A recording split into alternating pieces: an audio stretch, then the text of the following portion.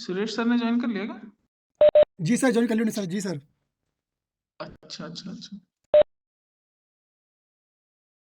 Okay.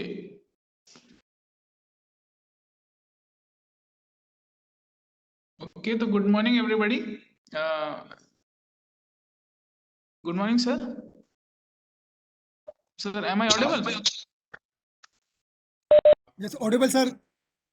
Okay, okay. So today we have Sir Shri Suresh Ramchandani ji. He's the retired Joint MD of MSRDC and former Joint MD and PWD Secretary of Maharashtra State.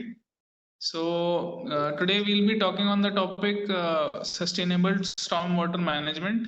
In this, some topics that we will briefly cover are filtration, conveyance, infiltration, retention, and detention. So this class will be approximately 3 hours long till 1 o'clock. Okay, sir. Good morning, sir. I welcome you and I hand over the mic to you, sir.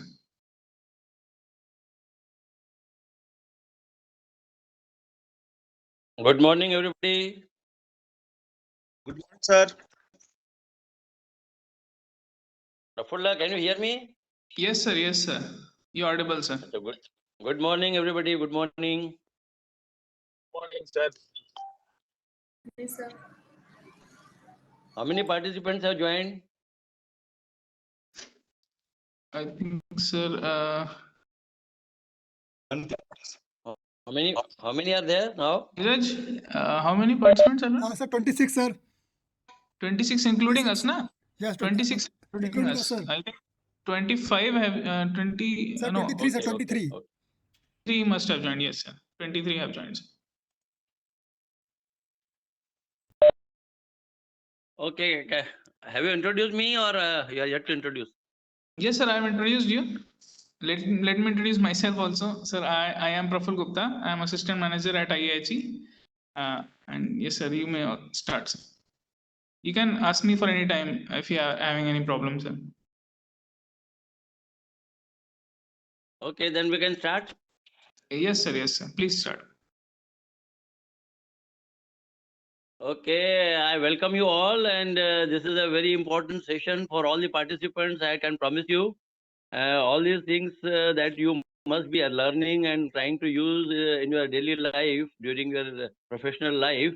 They are all known to everybody. All of us are from the same fraternity of engineering, and all these things are well taught to everybody. But we are trying to share some of our experiences with the new participants so that they can gain out of it and try to apply those principles to the execution of the work that they are doing nowadays, and the new that have developed in the recent past, which may not have become a part of their curriculum earlier. So that is the purpose of this particular training program. I welcome all the participants on this 4th of January in the new year.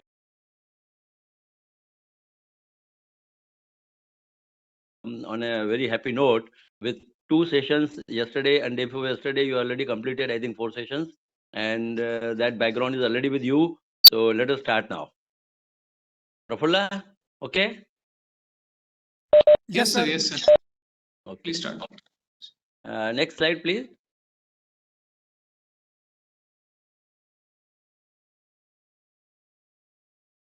See, our subject is on sustainable drainage. By what means we can sustainable stormwater management.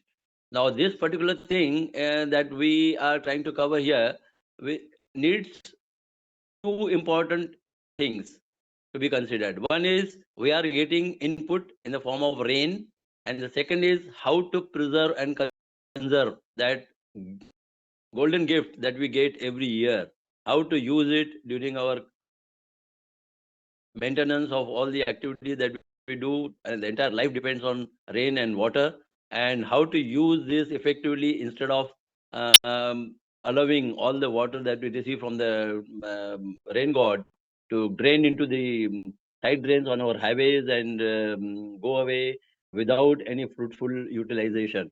So that type of wastage of water that would try to avoid by adopting some of the principles that we'll be discussing today.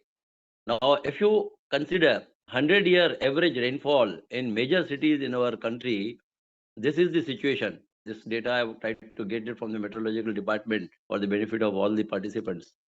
Now this, as you see, indicates that the average rainfall is very, very different in different areas in the country, and it is coming sometimes in torrential rains, and sometimes it is coming in the form of very scanty rainfall.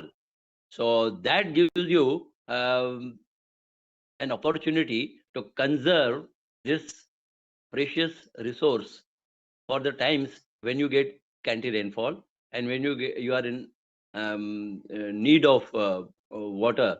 So that water that is available during the heavy rainfall seasons, that we want to store so that we use it during the dry months or during the period when we are expecting some very little rainfall, and all the facilities that we have to maintain on the roadside, on the plantation that we do, whatever we do to make the road look lively and beautiful, that needs to be maintained by using this. Now this 100-year detail will tell you that in some cities the maximum rainfall has been in the range of hundreds of millimeters in a particular day, single day also sometimes. Now this is what makes it more challenging, how to catch it, how to maintain it and retain it, so that the things are put to good use. Okay, so this is what is the background of this today's topic. Next. Now, if you remember, in particularly in the western parts, in particularly in Mumbai, we received very torrential rainfall on 26th July 2005.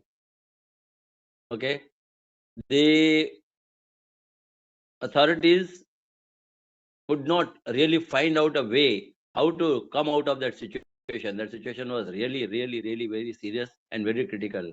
Many people died in their own cars on the roads because they could not come out of the car. The engine stopped, the automatic doors could not open, and the things went out of control actually. On 26 July on 2005, we received around 915 millimeters of rainfall in one single day. And that is what was an eye-opener for many in the city like Mumbai, where more than 20 million people are staying in one city. Now, this type of thing is likely to happen in any part of the country. But the major reason for this is heavy rainfall, high tide in the sea, and also no storage or drainage planning, or the planning that was done during the British time when the city was developing was too inadequate to take care of such a heavy rainfall. So they then started thinking of designing a stormwater drainage system. They called it Brimstowed, and that was estimated to cost, as I have shown it here, some in 2005. That was the amount that they estimated, around 12 billion or something.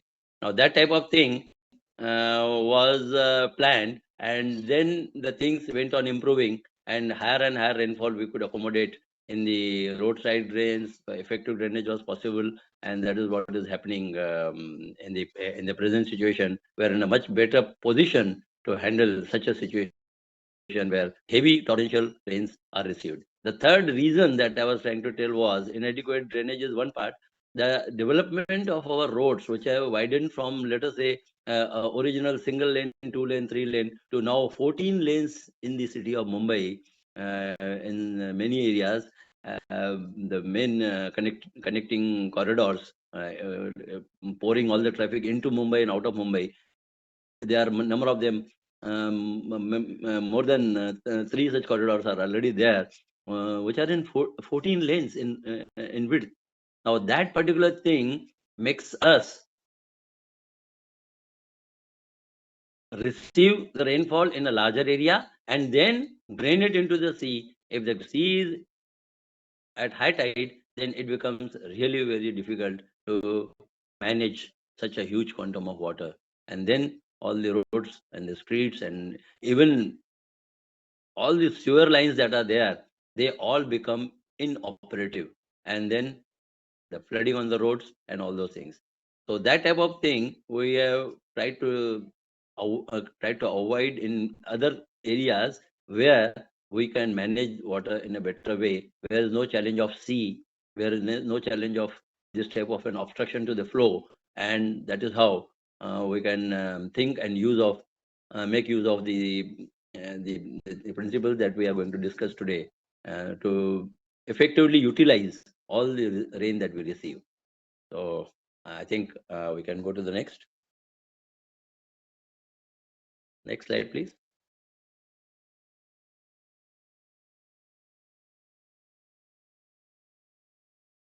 Now,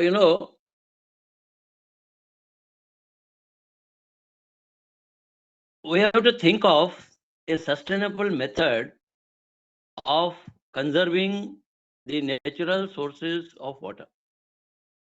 Now, what are the natural sources? We already discussed rain, and the next one is the groundwater bore wells or tube wells that we have. In many of the villages and towns, we still depend in some areas where the municipal supplies are not available on tube wells and bore wells, which is the underground or the groundwater as we call it. And that is pumped up and that is used for construction, that is used for maintenance of our trees, shrubs, greenery, landscaping, and all those things. And that is how we use these natural sources of water, both surface water and groundwater. Now, precipitation tanks, if we have, then what we can do is collect water at different levels. Some cascading system can be created, as we call it. We conserve water by stopping the flow, making it run off at a slower rate, and that is how the cascading, the stepwise construction of some earthen dams or some earthen channels can be done so as to retain and detain the water for a longer period of time as it is received and it tries to flow away from the area where it is received. Now, these percolation tanks are being built. They have been built earlier. Sometimes some of them they get silted up. Then we have to clean them, and the authorities are always very alert to see that their capacity does not get depleted, and keep dredging and desilting such percolation tanks, and they try to make them more and more effective as the time goes by. And as you know, the rainfall is not uniform. Every year you are not likely to receive almost the same quantum. So that is how these percolation tanks would be helping us in recharging the ground, which otherwise all the water would have drained away and things would have been, almost lost forever. So that is one. In villages also, people construct some tanks. These tanks, normally what we have seen from our experience is, it comes from the when we do the borrow areas for our earthwork on our roads, and a huge quantity of earth is required, which we want to put into the embankment to make it to achieve the plan and profile of our new highway construction or widening of an existing road. Then these borrow areas, they are getting converted into big ditches, and the villagers then they put in their effort to make it become a storage tank. And they also, sometimes the government also provides for some measures to and the budget for completing and making these water tanks in the villages, which will which they call as the village tank or the village talab, and these are also used for some festivals like Ganeshotsav and all. But these village tanks, they are easily and more economically getting built because of the borrow material that we get from the areas which are closer to our highway, and they are falling in one or the other village, and then village panchayat and local authorities, the Zilla Parishad, they help them in getting these tanks built by some lining or some other material which can make it store the water, because normally all the material that is useful in the embankment construction will be removed, and most of the time when you reach a hard strata, then they discontinue that particular borrow pit, and that borrow pit then gets converted like this. Now we have got dams and reservoirs. Now see, dams are constructed for our flood control and for irrigation purpose. They are always available. But these dams and village reservoirs, they store water for a long duration of time. And during that time, sometimes there is an overflow, and we have to lose some excess rain that we receive after the dam capacity is full. There also, the desilting and other measures that need to be done during the dry months when the water levels are low. That effort, many authorities are spending a lot of effort and money on desilting so that the capacity of those dams is enhanced and we get more and more storage of water in these reservoirs, which have been built for a number of years, and many of the dams are even more than 100, 200 years old in our country, and still they are giving us a lot of good service. So they want to make it. So that is another way of making more and more storage of water for the time when we don't receive good rain in the coming years. Now, pickup weirs are also there. They are normally used for supply of water to the nearby towns or villages, which are which have to be regularly receiving some supply of water with increasing population. Their requirement of water goes on increasing, and that is how these pickup weirs sometimes they have to be improved, or sometimes additional pickup weirs have to be constructed, additional storage facilities have to be constructed, and that is the way the system is improved every time. Now these storages, wherever they are done in this format and in other formats that we have to discuss further, they help us in recharging the ground. Now this groundwater level and even the the fertile nature of the soil, that can be continued and protected if we make the flow of runoff slower than normal. So by making all the arrangements of storage, the cascading and other things. Now that is how the recharging helps, and that is how the fertility of the fertile soil that we have on the top, that also we don't lose if we make all these things in a proper way. Now these are the additional advantages of conservation of water or storage of water that we receive as rain. Next. Now there are three main S's that they call as make the flow as slow as possible so that the recharging is more and more effective. Spread that water in different locations, the ditches, the borrow area pits, they are all spread over the entire length of the road or the highway. There also, if we spread it, and then more and more number of locations we can charge. The charging points are added every time when we do the highway work or the borrow area pits, but with proper protection also. We have to make those pits full of water during the rainy season, because the pit is anyway available, and that is how it stores more and more water for us. And then make it soak also. Now, if we spread and then again we drain it away from different points, then also it will not help. So make it slow, make it spread, and make it soak into the ground. If we disconnect the flow of stormwater from the conventional pipe system and use all possible alternate methods of recharge, then these three S's can be achieved. The regular drains that we know on both sides of the road, sometimes they are lined, sometimes they are unlined. They are making the flow into the rivulets or the cross drainage works that are there.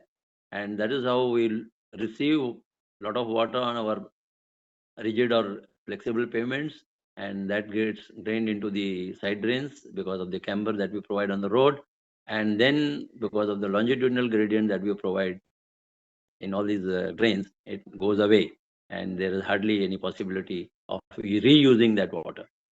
Now, if we do this, these arrangements that we are discussing, then this slow spread and soak will be possible.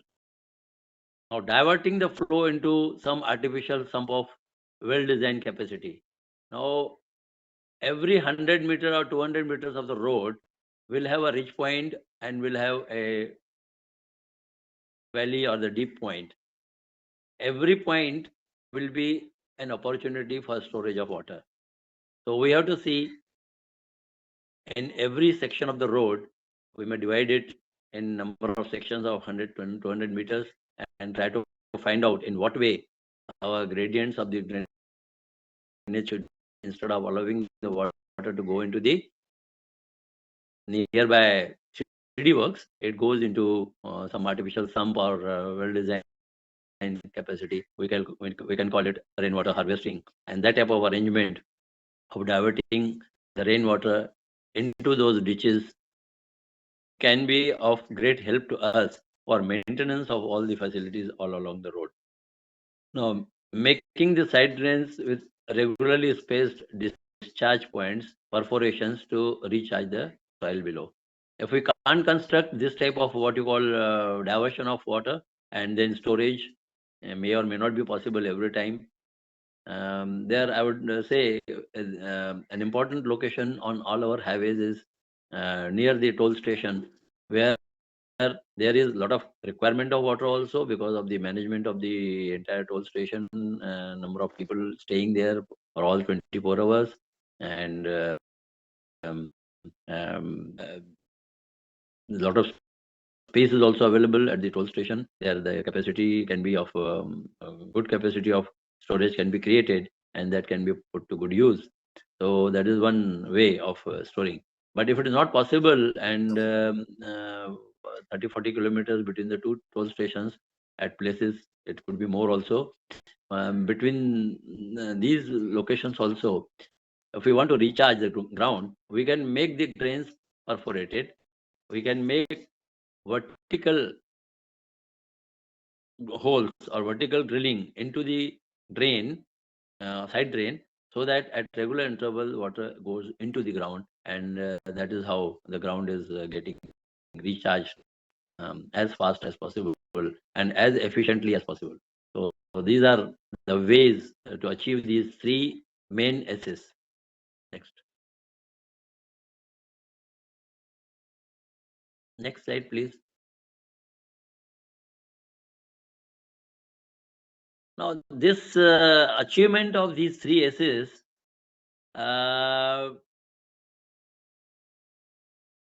cannot be done by only by highway authorities.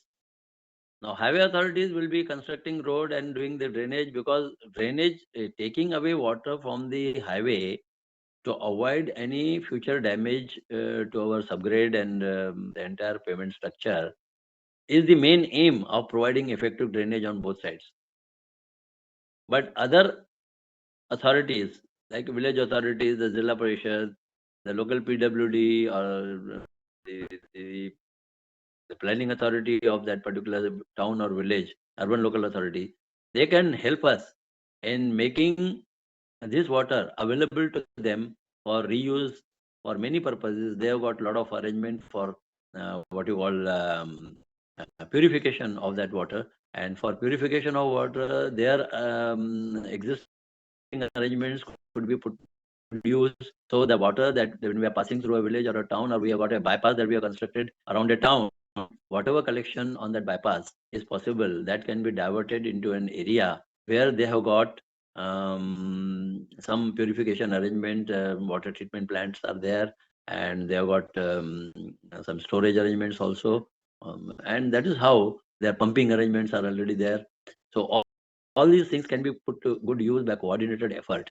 And for that, at the time of planning of the road, we have to think of the drainage and water supply arrangements that are already existing. We have to discuss with the local urban bodies.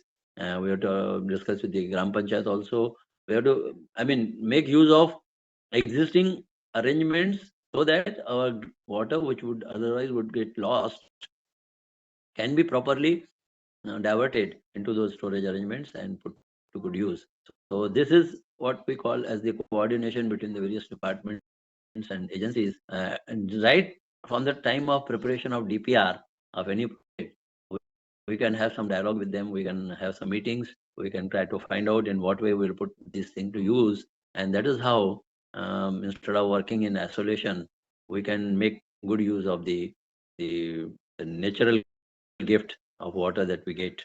So I have listed down all the authorities which are possibly going to help each other in doing this. So this is something that every engineer on site should think of, and it will require some effort, but will lead to very good results. Next.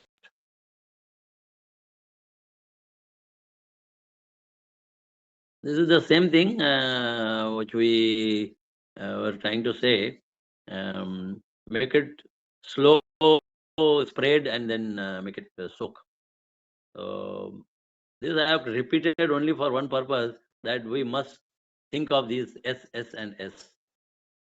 Next one, please.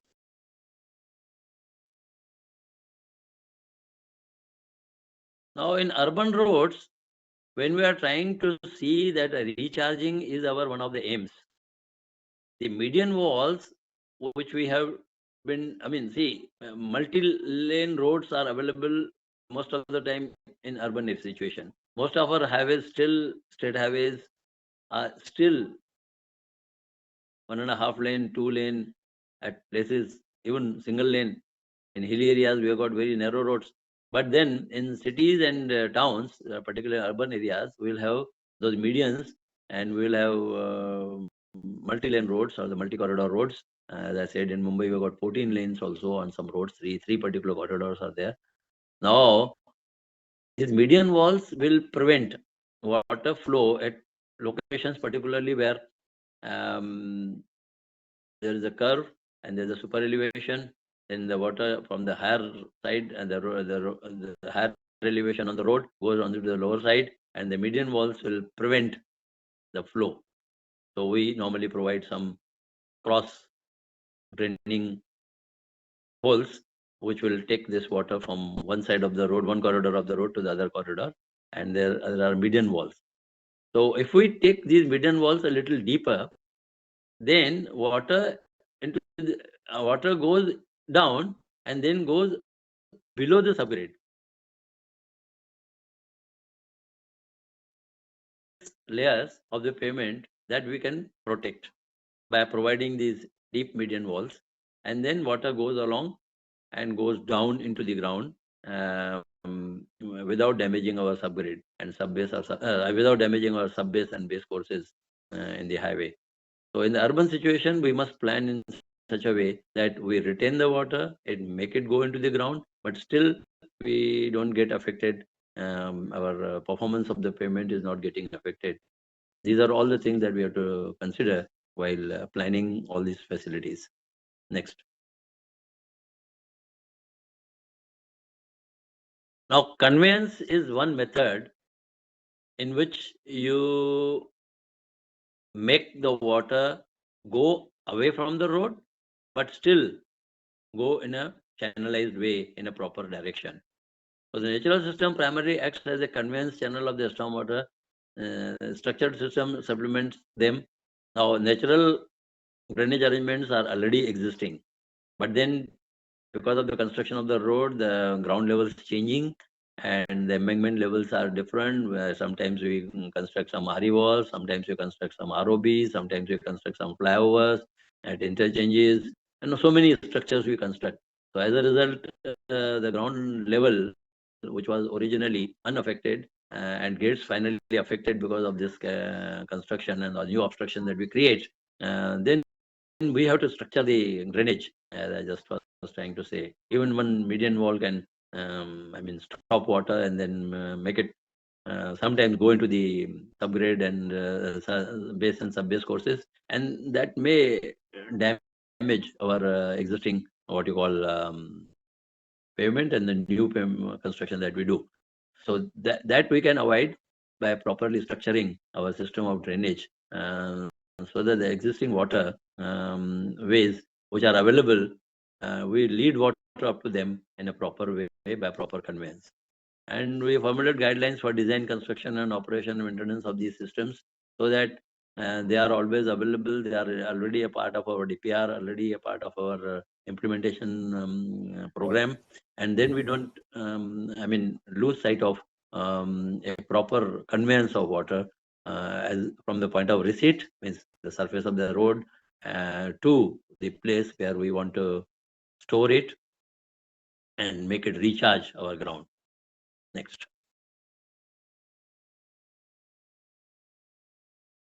Now these planters, generally what we do between the main carriageway or the main highway and the sidewalk or a service road, we try to plant some very, low height plants as we do it in the median. Similarly, we try to plant it on the left and the right of the road, between the two service roads. Now these planters will prevent rapid flow of water as it comes from the road due to the camber.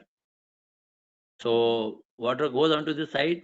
We number of times you must have seen that immediately at the edge of the paved area, like at the edge of the flexible or the rigid pavement, the shoulders are generally down, and they are because of the erosion of the shoulder material that we have put.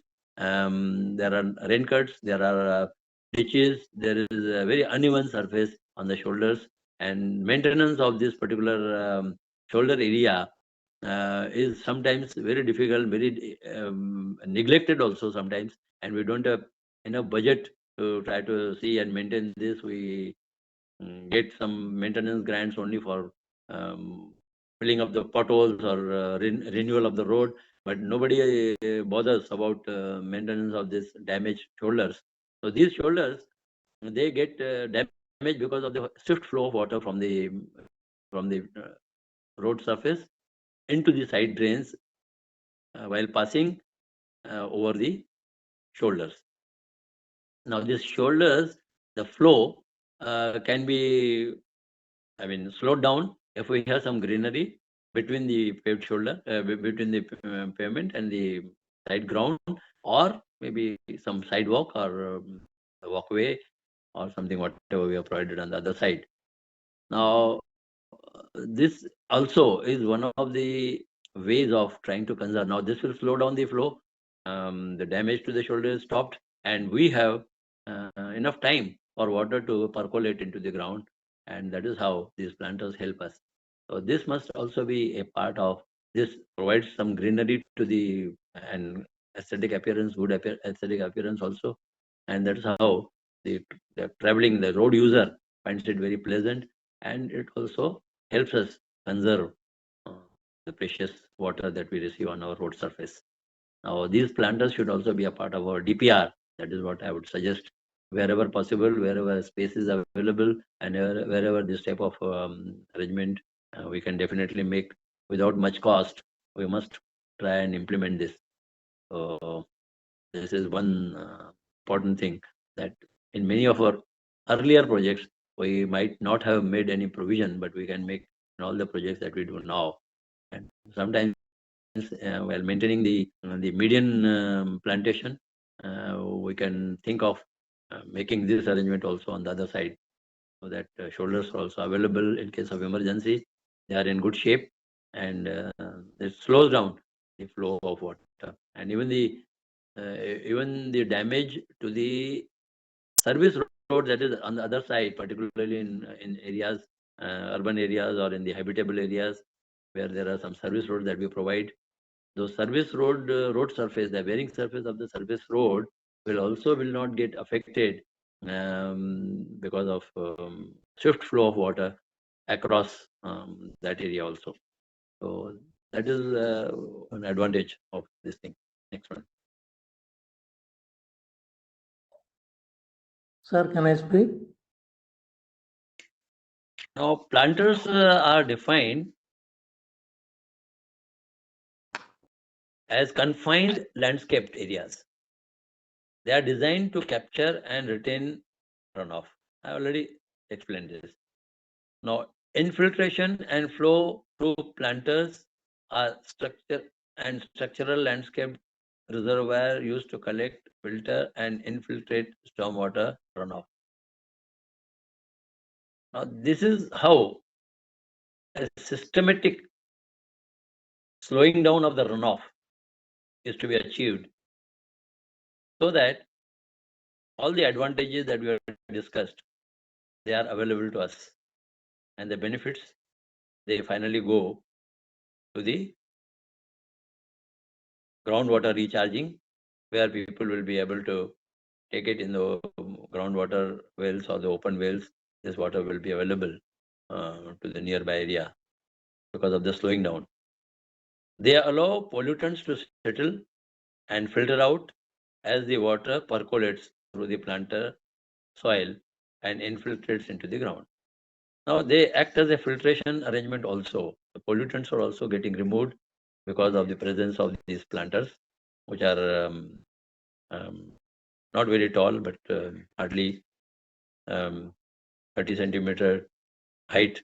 They are all there, and they are not allowing any open surface which is on the side of the road. And that open surface, that greenery also, that removes that pollutants, in if at all there are, because of the traffic on the road, because of the other chemicals and grease and everything that may be there on the road. The oil could be there on the road.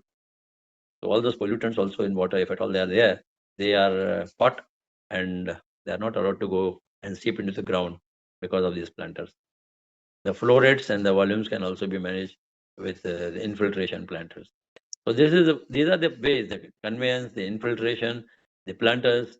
They are all methods of slowing down the flow of runoff, and try to recharge the ground as efficiently as possible. Next.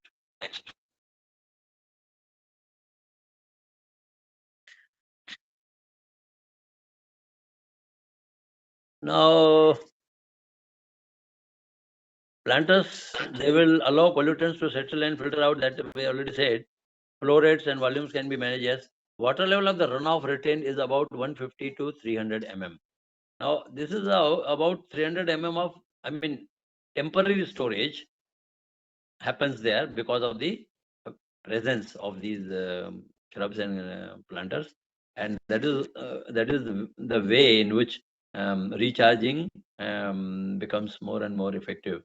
So just an example of how much water, the water depth would be possible for recharging, and that could be available. If we don't provide, then it will just drain into the side drain and just go into the city work and go away from the area where it is received. The local groundwater will remain as thirsty as it was earlier. So that is how.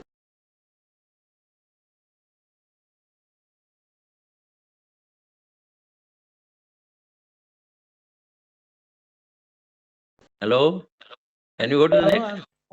Sir, I am Suresh Babu, working as executive engineer in Andhra Just Pradesh. 1 minute.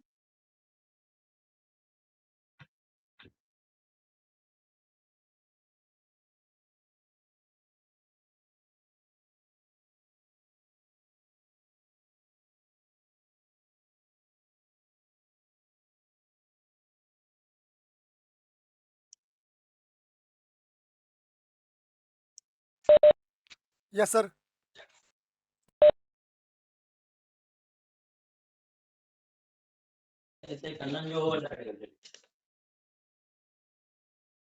Hello, voice is not clear, sir.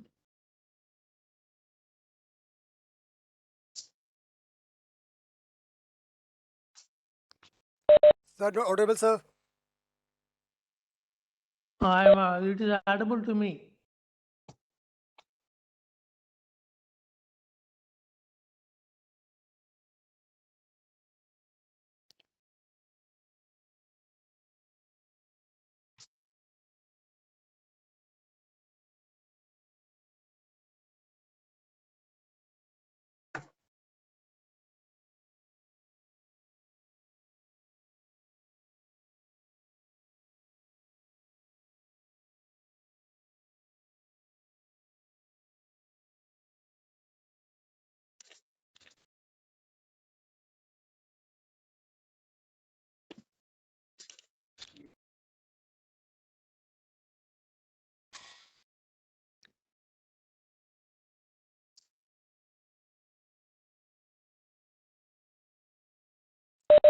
Suresh, sir.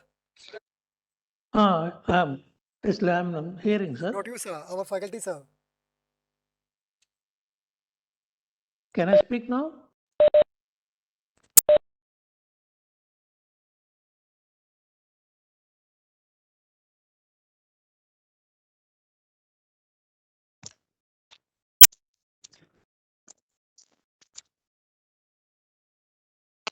Hello. Hello. Yes, sir. Yes, sir. Audible, sir. I was not able to hear you because of some problem. Okay. Audible, So sir. somebody has not muted their phones. That's why this disturbance is coming. Okay. Okay. Now, can Sir, you hear me now? yes, sir. Yes, sir. Any questions from the participants so far? Sir, I'm Suresh Babu, working as executive engineer in Andhra Pradesh state. Great. I'm also Sir, Suresh. You know, I have you a and small me, doubt, sir. you and me share the same name. Okay. Please tell. So we are constructing abundantly the reinforced soil walls Okay. instead of retaining walls nowadays. Okay.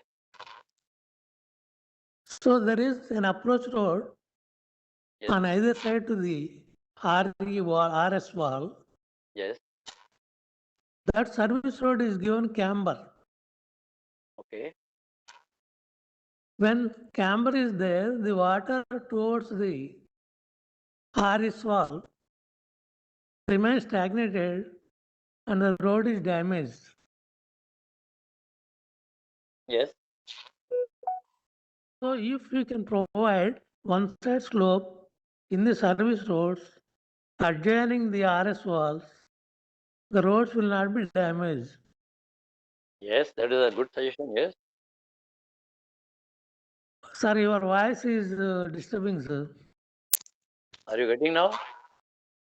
No, sir.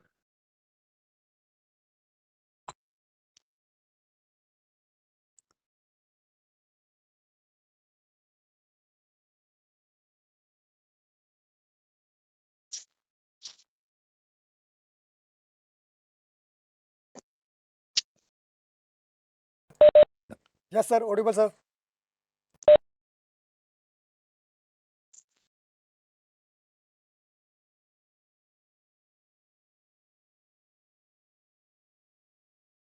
Are you getting it now? Hello. Yes, sir. You are getting the voice? No, sir. It's audible, sir. Clear, sir. It's audible. Okay. Tell me. Continue, Mr. Suresh Babu.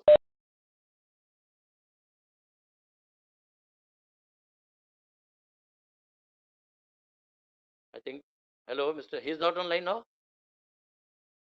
It's online, sir. No. The person who was speaking, Mr. Suresh, is there. He discontinued because he was not able to hear me. Sir, Okay. You continue, Then sir. You continue. we'll continue when he comes back. Okay. Yeah. Now, I think we have discussed enough on planters and conveyance system, and also on the recharging benefits that we get from this type of an arrangement. Let us go further. Next slide, please.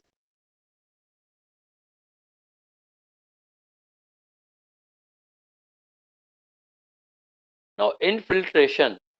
Now, what we want really is whatever we receive, that instead of draining as a runoff into the existing drainage system or the system that we have constructed, particularly in the urban road, the drainage system will be quite efficient if part of water is allowed to infiltrate into the ground. Now, what we do, wherever in the locality, in the local area and also on the highways, most of the time, because urban area the land is very precious, we try to do the entire paving from compound wall to compound wall, and nothing remains. I mean, no space remains for water to get infiltrated to the ground. So there's hardly any possibility of reducing the total quantum of water that is required to be drained off. So that is the reason why our streets are getting flooded when there is heavy rainfall.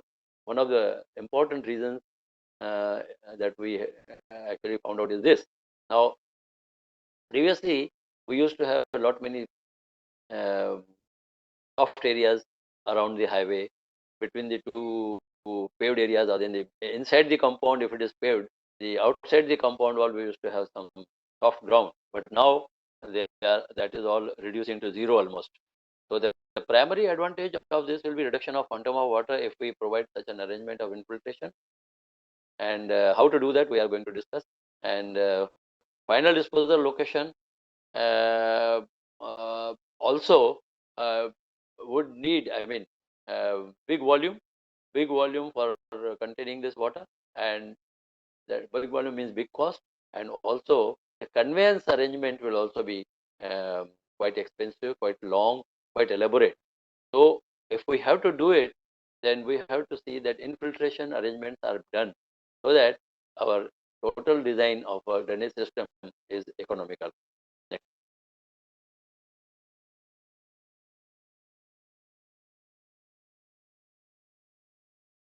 Can you go to the next slide? Now, what is the secondary advantage of this infiltration arrangements that we do? It will be recharging the urban ground, which is depleting at an alarming rate. If you see, people are going there with boring arrangements in some areas. The builders are getting water from groundwater for the construction also in some areas in the urban areas. Then you find that the depth of those bore wells is increasing every time. So you are trying to reach deeper and deeper, because infiltration of the stormwater is not getting there. So this advantage of infiltration will be available in the form of getting that groundwater at a lower depth, instead of going so deep, 300 feet, 500 feet. They are going to get that water even for construction, and even for road construction, for our highway construction also. Sometimes we find it very difficult to get good source of water, and then a lot of efforts are required to be made. So if we do this infiltration arrangement, then this secondary advantage that we get is the higher level of water on the roadside itself. Infiltration of the stormwater shall commence at the street drains. Now, the street drains are the first drains that we get inside the city, and then we have to continue with drainage of that particular thing into the storage area wherever it is. So the conveying system. Now, for rainwater harvesting, there has been some compulsion, particularly in the urban areas. In Tamil Nadu, we heard that it is mandatory for any three-story building, irrespective of the size of the rooftop area, to provide rainwater harvesting arrangement. So all the new water and the sewer connections are provided only after they ascertain that the builder has made this arrangement of rainwater storage and harvesting. So these are some good steps which are leading to compulsory effort to make infiltration and storage of water within the receiving area itself.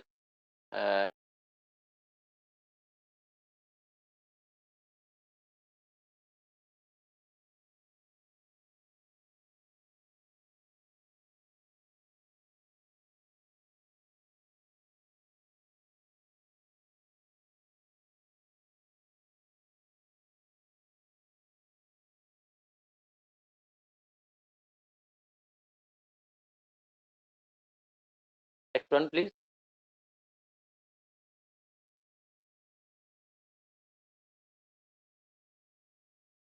Now, this infiltration is needed for what? Considering the depleting groundwater as much as 250 meters below in some cities and towns, it is desirable to hold the water flowing away from the city and town and charge the groundwater within the city itself. So it starts from each and every plot of land that is yet to be developed, and either it is under development or some part has been developed and some part is yet to be developed. So there we must provide this type of arrangement of allowing water to go into the ground. We can think of judiciously paving some areas, keeping some areas unpaved, so that water will get an opportunity to infiltrate into the ground. The overflow from the pickup weirs of water sources is also wasted during monsoon, we know.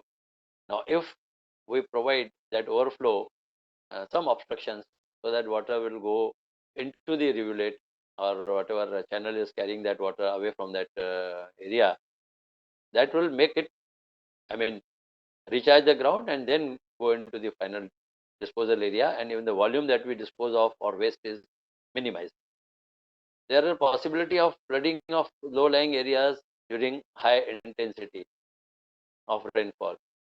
So those low-lying areas which are already existing, we can channelize our flow into them so that they become, instead of a source of damage, they become a source of proper storage, and that is how those low-lying areas can be secluded and cordoned off, and storage of water could be then later on utilized using some small pumping arrangement or something like that, so that the things can be put to good and proper use. So before the ultimate disposal of the rainwater, all possible methods are to be adopted for groundwater recharging. That is the message that we want to give through this particular presentation.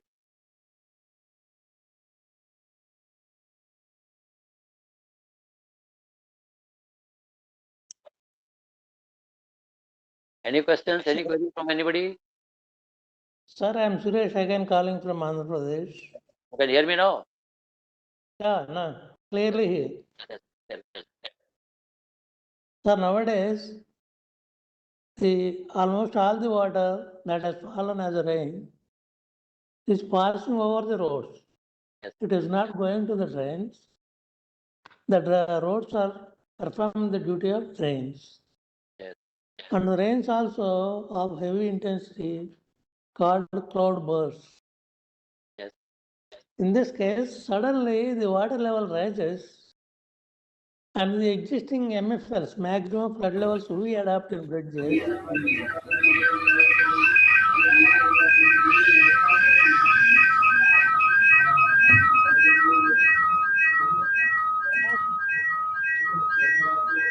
Slab is touched. Yes. Do you Okay. hear me, sir? Okay. Yes.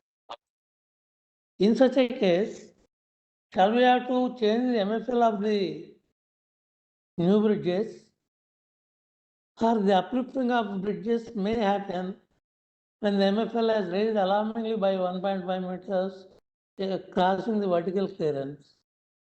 Yeah. This is a big problem we are facing in Andhra Pradesh. Yeah, see, I know. See, whatever rainfall pattern we were having earlier, and we try to get the data for 50 or 100 years, whatever available from the past, and try to,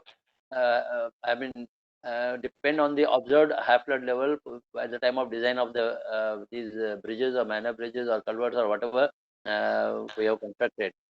But nowadays, because of the erratic rainfall conditions, these levels are changing, and the high flood level is different. The HFL levels are different, and they are encroaching into the vertical clearance. That is, yes, correct, and that is Yes. happening almost over the entire country.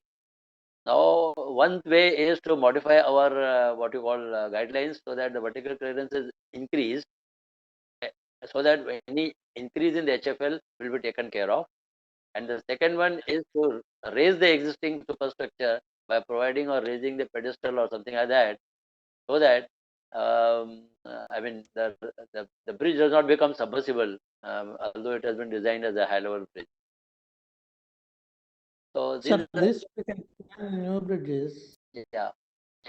but for the old bridges already constructed, there the superstructure is touching the floodwaters. So we have to increase the pedestal height. We have to Already increase constructed a bridge. Do you want me to remove the deck slab? the deck slab should be, I mean, deck slab, if possible. See, we have to do and check the calculations as for what height of the bridge, because the horizontal forces are very important. The horizontal braking force and the earthquake force that we have at the time of earthquake, they are important for design of foundation. Now, if the level is changed, the things will be different. The superstructure mass will be shifted up, and even the vehicular traffic will be at a higher level. So that is going to affect the foundation design. So if foundation design is not getting seriously affected, then raising of these bridges is possible by some few, maybe half a meter, maybe a quarter meter, so that we don't have, I mean, that flooding issue. And when the bridge is required, it will be available. I mean, during rains, if the bridge is not available, then there is no use of the bridge. So it has to be above the ground level, then only we can use it. And if a submersible bridge becomes, I mean, the high level bridge becomes submersible at the time of rains, then it is of no use to anybody. And even it may also sometimes some bridges, because of the higher HFL, may get an upthrust, the buoyancy, and that may make it really unsafe for the people. So can we have a solution for it? That solution is to check the design of foundation. If we raise the road top level by say 500 millimeters, whatever. So that type of exercise of If it is calculation. new bridge, we can do that. Yeah, before we go ahead with the actual execution, we have to check that. If it is a old bridge, the vertical We have- clearance is totally eaten away by the water. old bridges, particularly those arches or something like that, in the olden times, naturally they have already lived their life of more than 100 years. So sometimes they are required to be replaced. So while replacing, we have to take care that we are at a level which is safer for the present conditions. Sir, another question I asked last time, I could not hear. Previously, I asked one question. Yeah, that is your Yeah. one side slope, you say, no? Single side. One side slope would be saving the road and drainage of water. Yeah, see, one side slope, one side camber is okay, but then it will impose some restriction of traffic speed on that road. No, Okay? now I'm telling about that, sir. I'm telling about drainage of rainwater. Mhm. The service roads will be on both sides with camber. Yeah, on the service road also, people are moving at a speed of say 50 or 60 kilometers The per hour. speed is not a big problem. Mm. If you raise the half of the service road adjoining the RS wall Yes. as supervision, then everything will be going out. Yeah, Otherwise, yeah, half the camber of the road will be water stagnated and it will be damaging the road many places. Even before the bridge is open, the roads are fully damaged. yeah. So for that service road which you are talking about, if you have the drainage on one side, let us say, and you want to get a slope, I mean the camber on one side, you can provide it, but on that side, whatever soft area is there, whatever ground area is there, there you do some plantation or the planters that we have discussed, so that area will not get eroded. Because more volume will come on one side now. Earlier, half the volume was coming. We are discussing about stagnation. Yeah, stagnation could be provided. The erosion of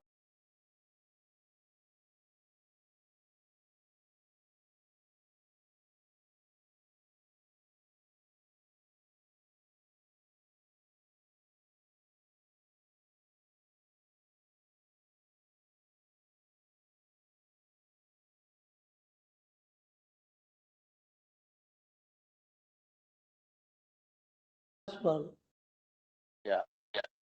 Ultimately, only gas valves and dry it will go into skin. the ground. Ultimately, it will go into the ground till it is drained off properly. Okay. So that care we have to take. Okay, next one is this ultimate this infiltration reasons and importance we have been discussing. The overflow from the become wears we have already discussed. We make it slower so that it will recharge the ground. We are trying to recharge, but we are also trying to avoid damage to our structure or damage to our pavement structure, as we call it, the base sub-base layers of the pavement structure. Wearing coat is anyway getting damaged because of the rains, because of the overloading, because of the pothole formation and water accumulation. Wearing coat is anyway getting damaged at number of places. But even the base and the sub-base courses, if they start getting damaged because of stagnation on both sides, then that is not the aim. Our aim is to recharge the ground. So we have to see that water really infiltrates into the at least 1 meter below the subgrade. At least 1 meter below the subgrade is the level where we want water to go into the ground. So it will not affect our the water level or the moisture level inside the main pavement structure needs to be reduced to as close to zero as possible.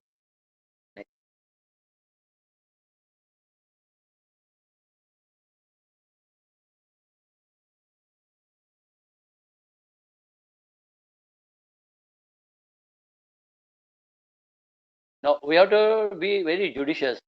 Some of the soils are having very low permeability. Now infiltration, if we try to provide infiltration in the soils which are not as permeable as possible, clayey soils are there, they are not silty or sandy soils, then in those areas, this arrangement would be getting leading to a damage to our road only.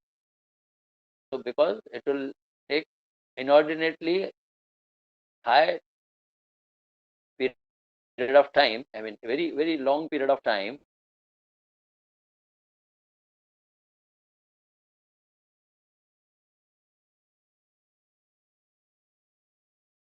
and water is stagnating, it is not getting in. And in those cases, sometimes what we do, we provide some artificial vertical drains so that water will go away from our road structure, go 1 meter deeper than the subgrade top, and then that is how we protect our road also and still recharge the ground in a different way. So those vertical drains, as we call it, the stone drains or something like that, they will conduits, vertical conduits, they will carry away water into they will make the water flow faster to a level where it is not going to damage our road. Infiltration also infeasible in areas with steep slopes or high clay content soil. That is what we have discussed. If the slope is steep, then definitely any arrangement that you try to make will not be helping us. But that cascading arrangement of digging, then flat area, again digging and flat area, that type of arrangement is possible, particularly in hill slopes, so that water doesn't come very fast onto our road and carry a lot of debris with it and then clog our existing drainage arrangements. That is what we do. We provide those what you call catch water drains, but we can provide this cascading arrangement on the hillside where water will flow down, reach our road area, but will not bring a lot of debris along with it. So that is the way in which we protect our structure, still make water seep into the ground. Next slide, please. And there are other methods of infiltration that we have listed here. We can use secondary drains of porous layers, and I just tried to say just now, using filter material. Means we don't only provide regular drains, line drains, but we provide materials which are very much permeable, and that porous material layers are provided. So they act as filter also, and they slow down the flow, but still they continue with the drainage facility that we need at every place. And as was being pointed out just now, in case of very high rainfall, we cannot really, um, make water stagnate on our road. We must see that if it rains, it must drain. But while draining, whatever advantage we can derive, that is the thing that we are trying to aim at. So detention and retention ponds are also there. Now these are all other methods of infiltration. We have discussed that wherever borrow areas are there, there are some detention or retention ponds. We can convert them into the systems like this, and these systems will really help us. So it will drain, it will be away from the area, from the road structure, damage will be avoided, and still it will be making all the water useful to us when it is required. Use of porous layers in the pavement. Now in the pavement, they provide a drainage layer, Many of us, where the soil below or the subgrade material that we get is clayey, there we provide one layer which we call as a drainage layer. That layer helps us take away water if it is stagnating anywhere near the road structure, away from the road. Sometimes they provide perforated pipes also. Sometimes they provide perforated pipe covered with geotextile. So all these arrangements, they make us and give us the advantage of the porous layers in the pavement. In many countries, when they design a highway, they make a specific provision of allow around 4% in their DPR or the estimate for drainage only. Drainage and this type of retention arrangement, both the things. So this is an important aspect in all designs in many countries. In our country also, now the awareness has come, and we have started making specific provision in all our estimates for providing such arrangements, so that damage to the road that we build at high cost is minimized, and still the water that we receive on our pavement surface is put to good use. So storage, rainwater harvesting, as I said, near the toll stations or wherever possible, we have to provide, and those things must be a part of our entire highway design system, highway design procedure. The DPR must contain some provision for these facilities that will be necessary as the time goes by. And because of the erratic rainfall, we must really come out with such arrangement. So perforated paving in the parking lot also. Now see, wherever there is a parking lot in the city, there it is not necessary to make it perfectly impervious. To make it perforated, make some paver blocks, use of paver blocks or intermittent soft and hard areas, so that water will get percolated into the area. Parking area will have, it should not get flooded, but it should have arrangement for water to flow into the ground.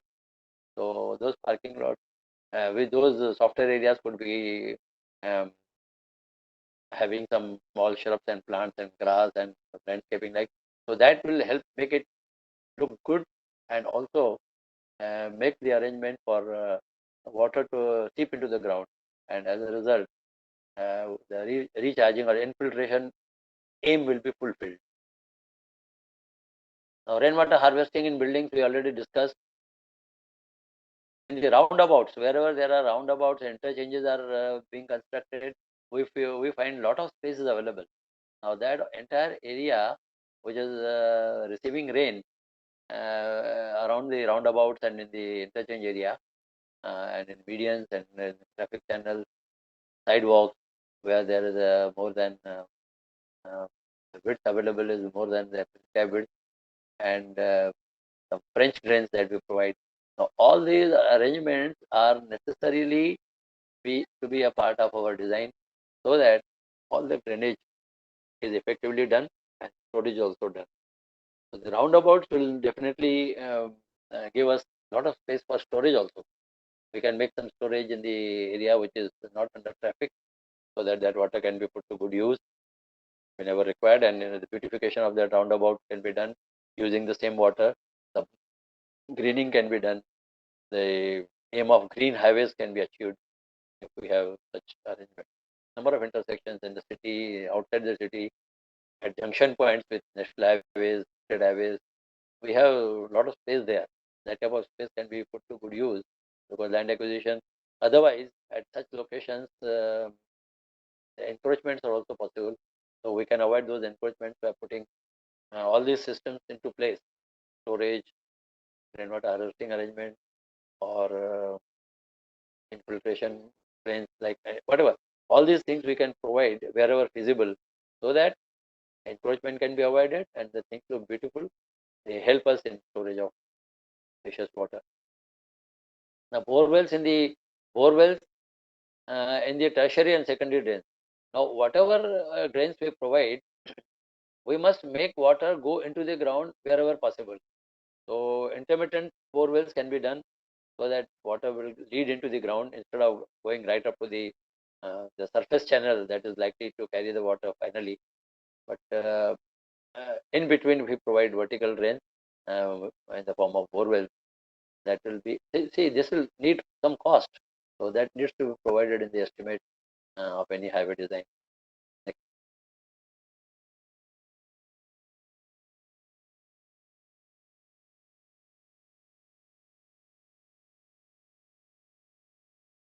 Now, deep bore wells can be provided in tertiary and secondary drains. Sir Yes. जी sir, आप break कर लीजिए 50 minute का sir, Are we 11:50 breaking? 11:30 sir. Okay, okay, we'll break, no problem. तो sir We'll sir start अभी from here. Sir अभी 11:15 हो sir, we will continue sir 11:30 sir, after 15 minutes. No, no, we'll break now, no problem. I जी also want to take some water and all. So, सर हम 11:30 में join करेंगे sir, continue yeah, करेंगे yeah. Sir 11:30, 11:30 sir. 11:35, we'll be back. And in the meantime, if participants have any questions, they can be ready with that, so that we can discuss that. Okay Okay. जी sir, okay sir. Thank you.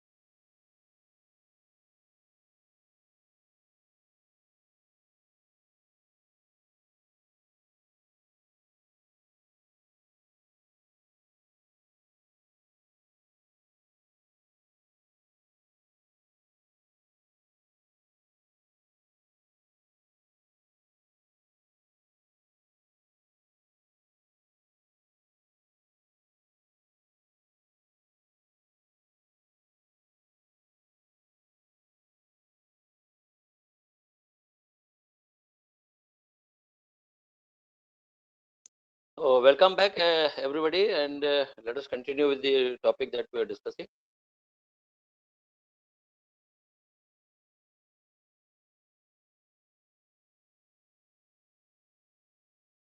Now, methods of infiltration, as we were talking about, deep bore wells that we can provide in the tertiary and secondary drain, more so in the valley portion, for infiltration of water into the ground. Overflow from the green areas should always go to nearby open land, parks or existing pipe system for passing through the infiltration layers depending on the type of stormwater facilities that were implemented during the execution of the project. Now, green areas around our project area, if they are allowed to drain into the open land, then it leads to the spread of water. I mean, water is spread over a longer and bigger area, and that is how these parks or the open fields that we have, plain and horizontal lands with what the cross slope, having minimum cross slope, that type of a thing can help us recharge our entire ground around the project site. Next one.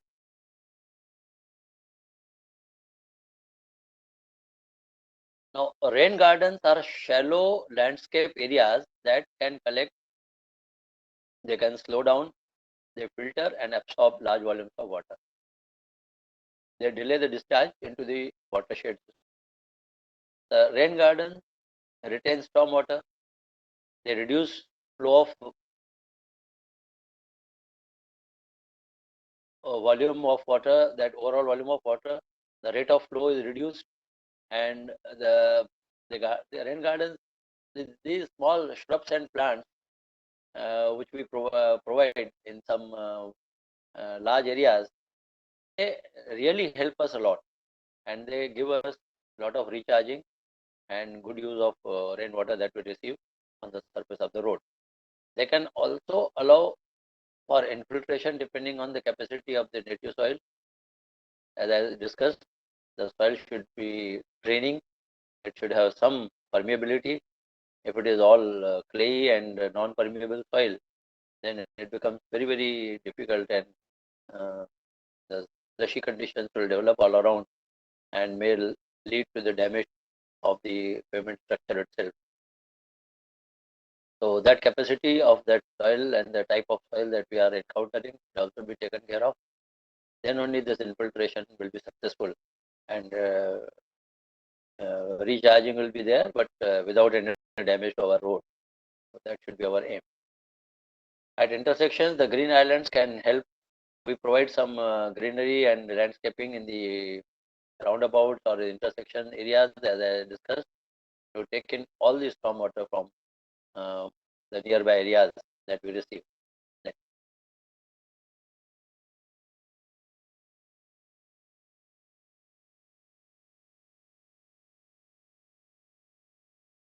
Overflow options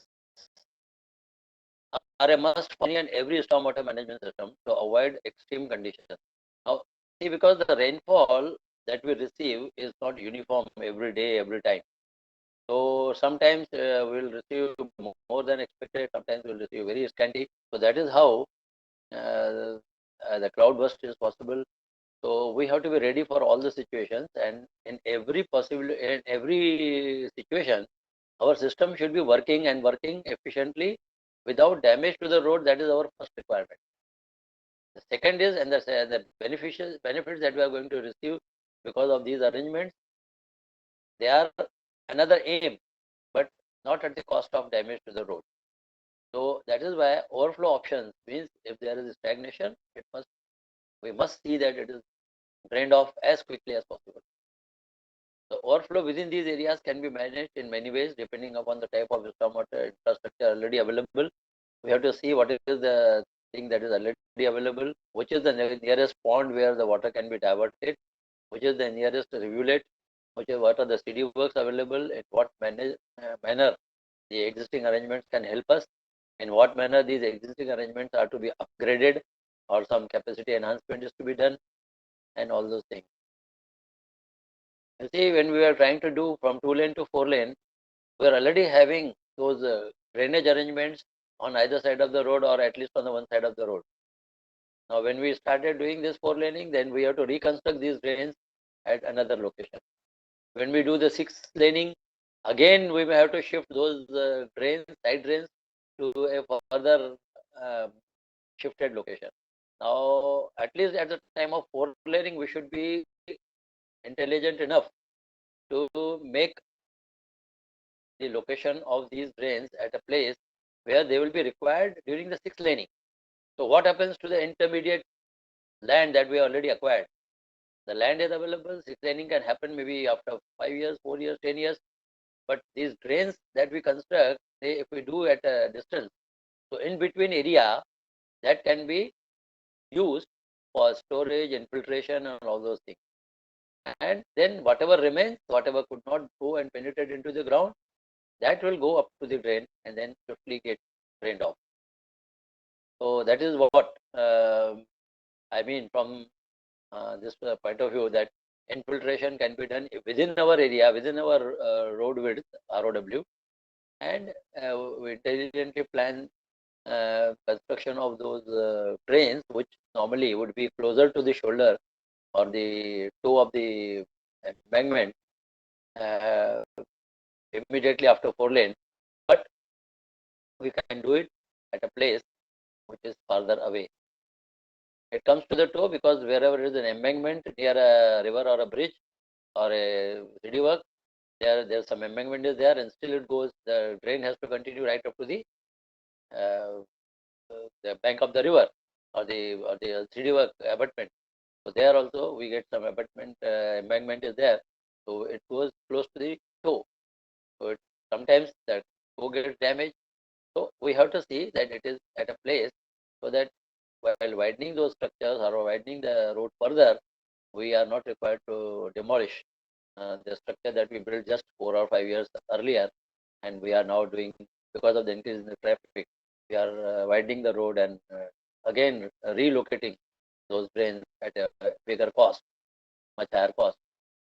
So at least in the projects where I was supervising the work, we tried to see this, and we did it at those locations, so that after 6-lane, maybe where the traffic is increasing fast, we may even be having space for 8-lane.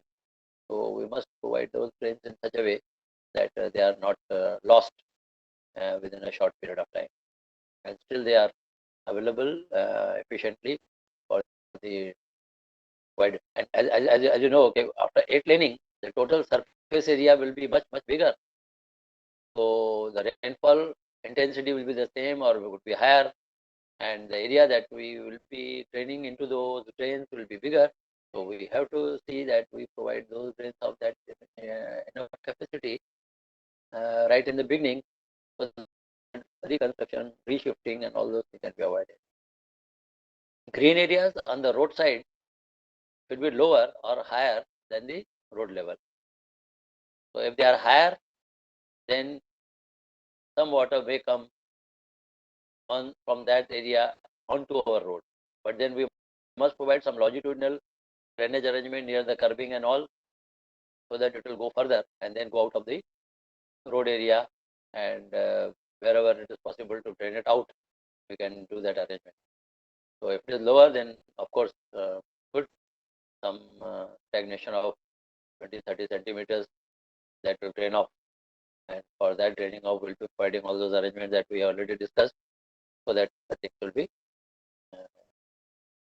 available, but they will not be damaging the structure, and will continue with the storage. The curbstone size should be at least 300 mm or 500 mm, so that depending on the green area level, those 300 and 500 mm areas, they will provide some canalizing of those the water that might come from the green area onto our road also. So near the curb, it will then flow parallel to the road for some time, and then drain off again by providing some cross pipe or something like that, so that slushy conditions on the pavement area they can be avoided. Next.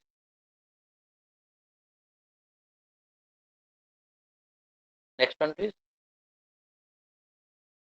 Now see what happens for this infiltration rate that we have to decide how fast we have to drain off the area, and how much is the total things that we are actually receiving. Are you able to hear me? Yes, sir. Audible, sir. Okay. So for the design parameters that we have to consider, we have to calculate the infiltration rate of particular site. We have to reduce the impervious area, means we have to provide some pervious patches so that the total volume to be handled is as small as possible. And then at least 25% of area in any stretch or any patch of highway, we should aim for decreasing the runoff. I mean 25% of pervious area we should provide, and 25% area will then reduce the runoff, and stormwater drain size that we have to construct that will be reduced to that extent. Now again, it reminds me, where some urban areas are planning their drainage system, their road levels are different, our highway levels are different, our drainage pattern is different, our total receiving surface area of the road is much bigger as compared to the crossroad that will meet us. So the drainage of those municipal areas needs to be taken into account, and the flow pattern, the gradients that they have provided in the drainage system that they have designed, and what we are designing, we have to coordinate with them, so that it may happen, it may not happen that they are draining in one direction, we are also draining in not in that same similar direction, but we are draining in a reverse direction, maybe because of the levels of the road, and then it becomes a pond at the place where both the drains meet, and there's no way how to take out that water. So that type of thing should not happen. So for that reason, the local areas must be consulted, and local because they don't have much budget, and they will be depending on very small amount available with them for the drainage arrangement that they make for the internal roads in the city or the municipal area. But highway project will have different provisions and enough care, proper DPR, proper consultants, and all those things. So all these consultants should be made to consult and be in touch with the local authorities, so that all these people, they design a system which is effective in the long run. And there is a possibility that they have designed a drainage system, but they have not yet implemented it because they don't have funds. So we, as highway engineers, when we do, we have to be aware, aware of the likely different way of execution by the local authority, maybe after 3 years, 4 years, 2 years, when they take up the work, or some part of the drainage system that they have designed, that we should consider and actually make it a part of our execution, so that they don't make an error while actually doing the work and then damage our highway, or make our system less efficient because of those errors. So that type of system planning and that type of a pre-thought is very important. Okay. Now, additional under drain or perforated drains will be required for soils with low infiltration rate, so that the excess water can get its way to the storm water drain that we already discussed. Geotextile and perforated drains and things like that. So many things we can do. See, we design this and construct it at a big cost. We have to see that it really functions. It really functions for a very, very long time without any problem. And even when we widen our road, our system does not go for a toss.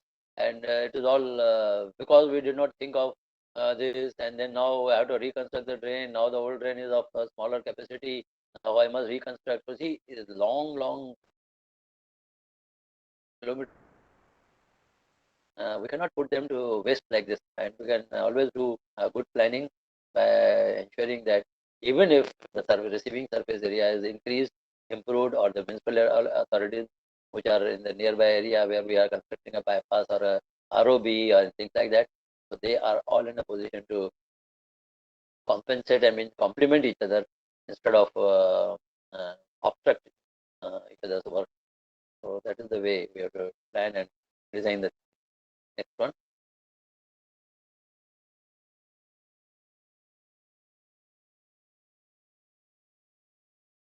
In the slide, please.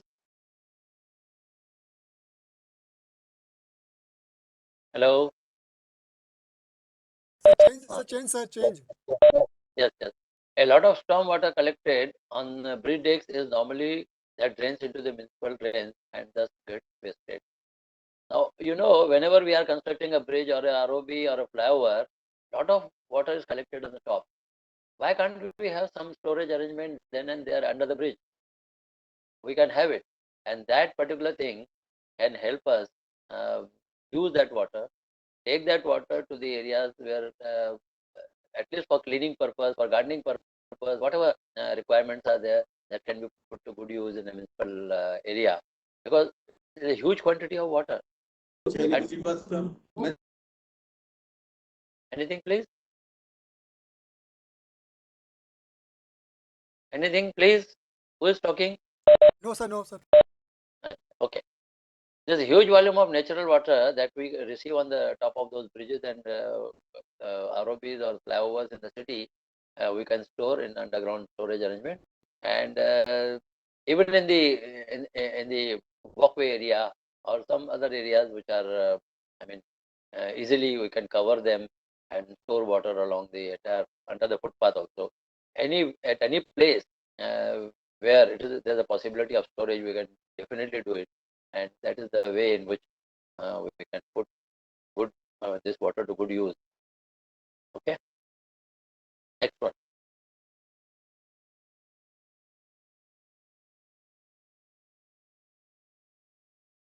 Now, retention and rainwater harvesting, as we call it. In some cities, we found for a covered area of over 1500 square meters, one percolation well is mandatory to ensure groundwater recharge. So there are different parameters, different limit of size of the plot being developed in different cities, but this is what we do. So this helps us. The Central Groundwater Authority has also banned drilling of tube wells in notified areas. They have said you don't have very frequent drilling of tube wells because that takes away and makes the groundwater much lower and leads to a lot of cost of not only drilling but in addition lifting of that water. The lifting will be for a long, bigger what you call the suction and the delivery. The suction length, the depth increases. As a result, you have to have bigger pump and bigger energy consumption and all those things. For that, they have said CGWA, the Central Groundwater Authority, they have drilling of tube wells also. They are regulating, and that is how we are in a position to conserve that water level. In some cities like Indore, we found that a rebate of 6% on the property tax is being offered if you are providing a proper and implementing a proper rainwater harvest. Now, these are some incentives and these are some compulsions that the local authorities can always think of, and all the people who are now participating in this program, they can start implementing these things, because in future it will be difficult for us if we are without water. So all water that we receive, we must try to conserve as best as possible, and without damaging our own system of highway and the drainage that we definitely have to, whatever we have to drain off must be drained off, but net it can be stored at some place. So wherever it can be stored in a proper way, plan for that. And this is the way everybody is now making effort to conserve water. So as I know everybody of the amongst the participants must be knowing that our own body is having how much? About 70% of water. So if 70% of water makes our body, we are water only, 70% water. All bony structure and other things are all there. They are all in 30%. So that is the way, and that is the importance of water. Our own existence is because of water. If you don't take water for 2 hours, you feel like I mean you are not the position to really work. So that type of a thing. We must conserve water the best possible manner and in the best possible way. We should store it. When it rains, it comes as a gift, but when it rains, it goes away. It is wasted like anything. Next slide. Can we change the slide? In Maharashtra, the state government has made rainwater harvesting mandatory for all buildings that are being constructed on plots that are more than 1,000 square meters in size. A lot of concessions are extended in the water charges if you are providing this type of conservation of water, rainwater harvesting and all that. So you can understand the importance, you can understand how difficult it will be for us without water. So better receive it on our road, but store it somewhere.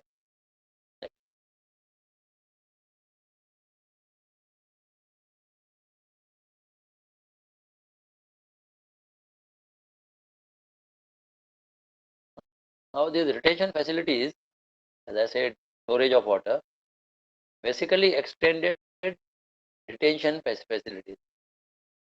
Now one is retention, the next one is retention. To detain so that it will infiltrate. Then retain so that it can be reused.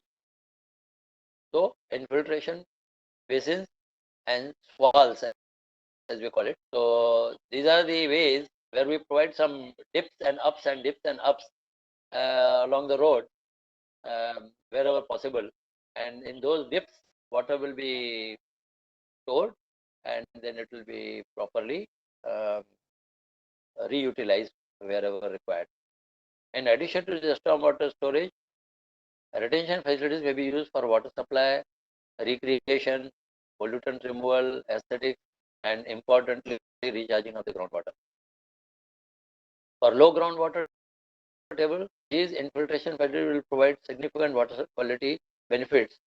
And although groundwater recharge is not a primary aspect of the urban stormwater management, it is recommended for the primary benefit of the urban areas. So the groundwater table improvement is the aim of all those stormwater drainage systems, leading to a sustainable use of available water and sustainable systems that we develop. So that helps us in future use of available water.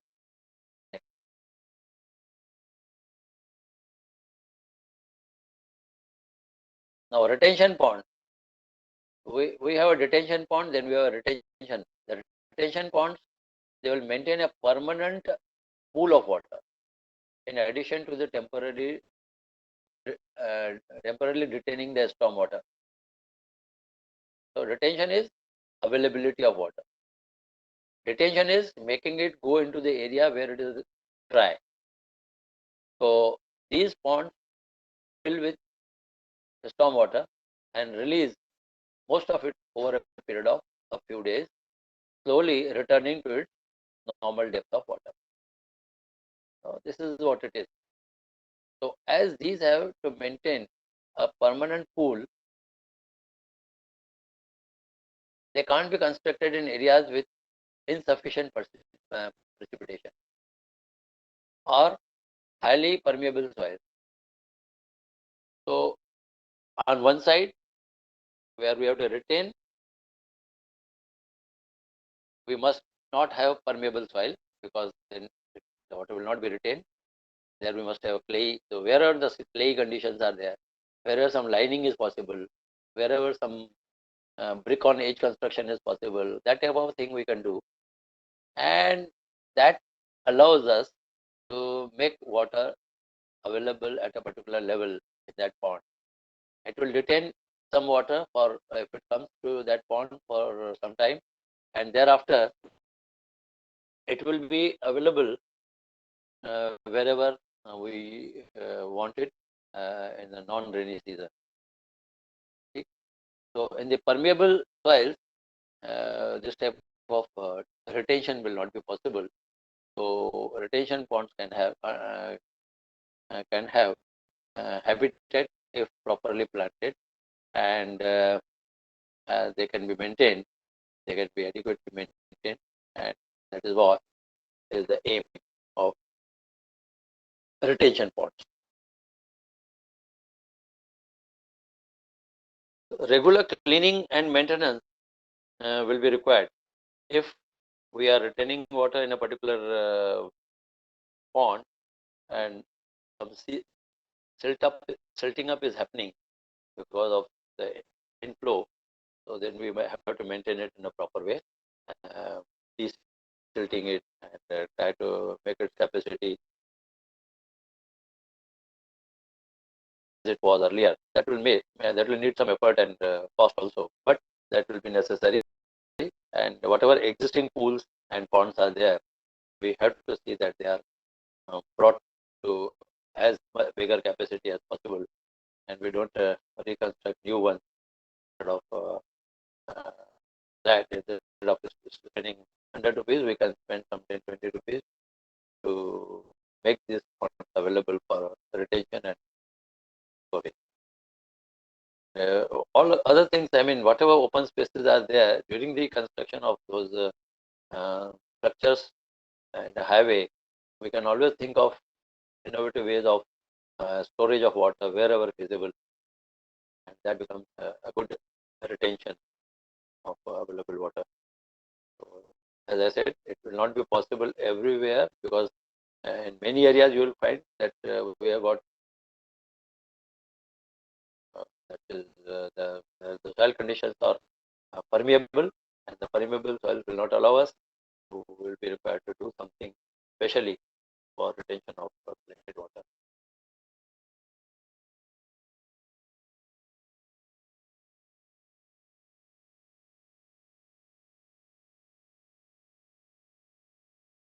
Now, in some areas, like in the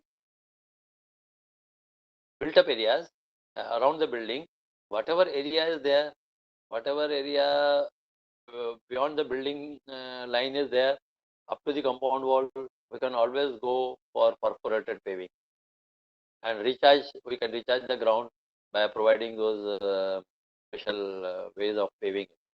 And also on the walkways, the pedestrian walks are there, or there are some parks and other places where the walkways are provided.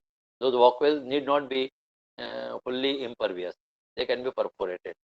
So paver blocks, hollow paver blocks with perforated perforations in that can be used. Parking lots we already discussed.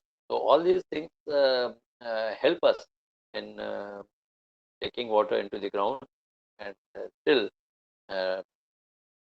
the beauty of the place is not lost. It is as good as possible, and we can provide some green patches also to add to the aesthetic. And that is the way in which these different measures in the design and execution we can always adopt to make our ground full of water, and we don't have to depend. And see, and in some locations where there is no rain, we have to supply water from some other places. In one of the districts in Maharashtra, we had to send water by railway wagons. I mean, the tankers the tankers were full of water were loaded at one place and taken 500 kilometers to reach that place. So during summertime, so that is the way we try to manage those difficult situations where people are without water. So if we in that highway planning we can make these arrangements, it will definitely help the local people also, and make water available for our own consumption for maintenance of landscaping and other things. Next.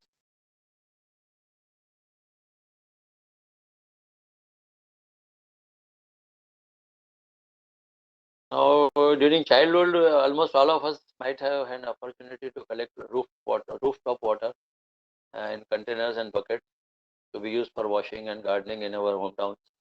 So that is what is retention and retention.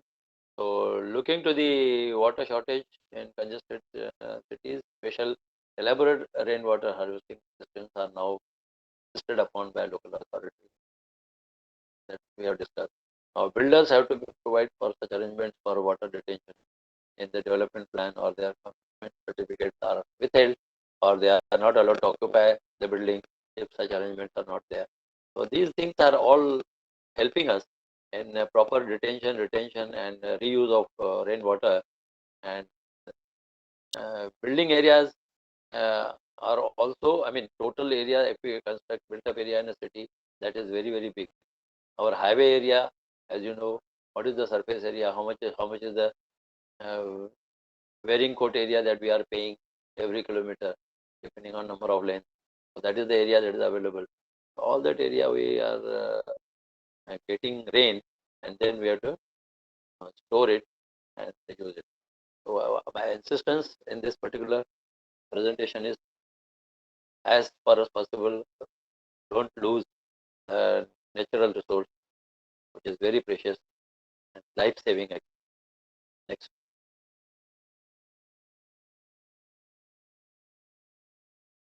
Now, what are the? I think we have already discussed this. Yeah, retention ponds are temporary holding areas for stormwater that will store peak flows and slowly release them, reducing the demand on treatment facilities during storm events and preventing flooding. Retention ponds are designed to fill and empty within 48 hours of the rainfall and could reduce the peak flows and runoff volume. They can be used to provide flood control by including additional flood retention storage. Now, see, these are the other advantages. I mean, other than reuse, there are other advantages also if we construct this. Next one.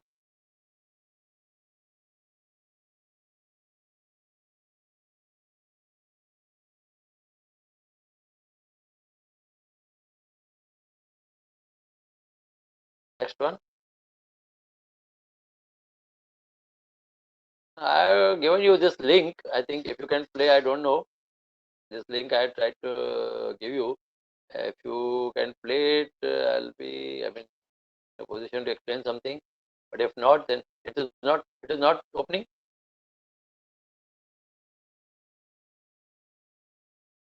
Right click if you do.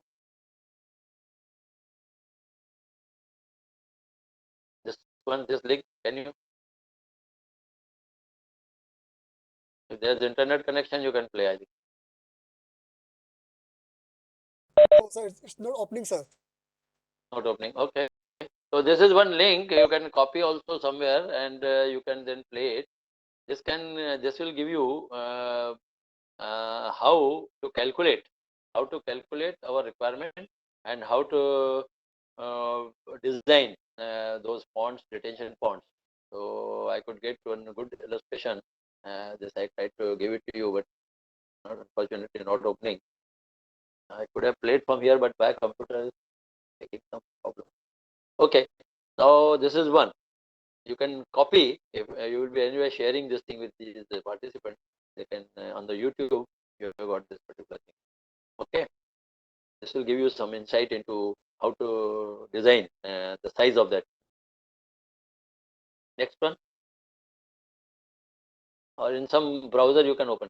Acha, this valve, grass walls are simple drainage and grass channel that primarily serve to transport storm water runoff away from the roadways and right of way. It is like a channel you just put some grass and everything in that channel, so that what the grass will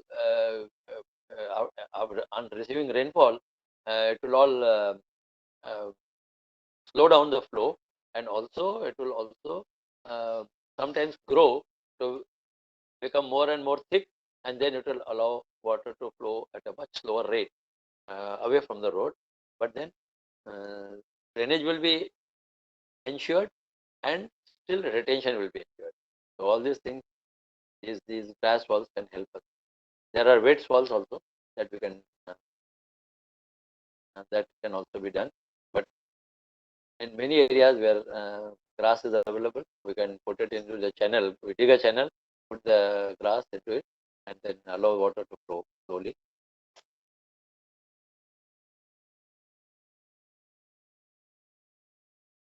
This controls the quantity and quality of flow by facilitating slow movement of the stormwater. And they are used at low density residential projects or for very small impervious areas. So they will help us in proper recharging. Next one.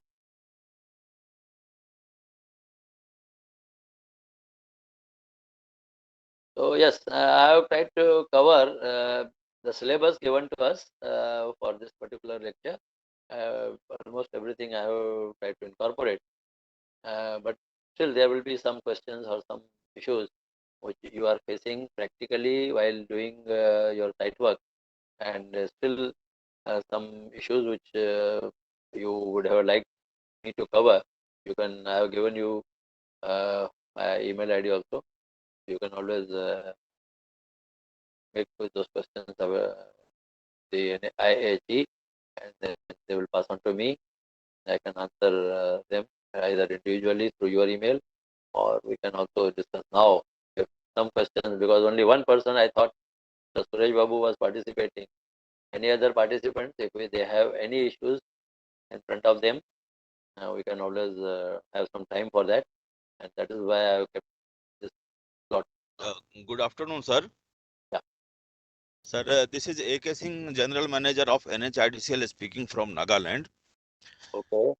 What you have covered is very nice, sir. It is a nice topic. We have seen in the first slide that there is vast difference between the rainfall, 100-year average.